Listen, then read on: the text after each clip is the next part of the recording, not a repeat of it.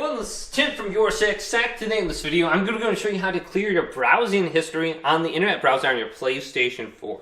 So if we're on the home screen here, and we don't want to get caught, go to Library, then scroll on down to Applications, and then go to the right, and then go to the internet browser and select this, and start this application up.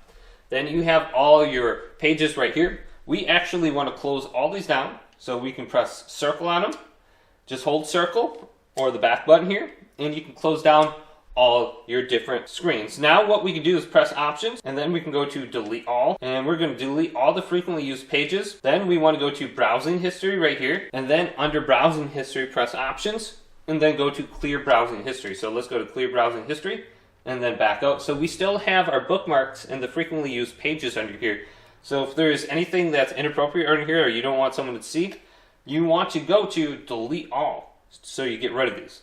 So hopefully this video did indeed help you guys out. If it did, leave it a big thumbs up and subscribe to my channel down below for more tech videos coming up next on YourSixTech.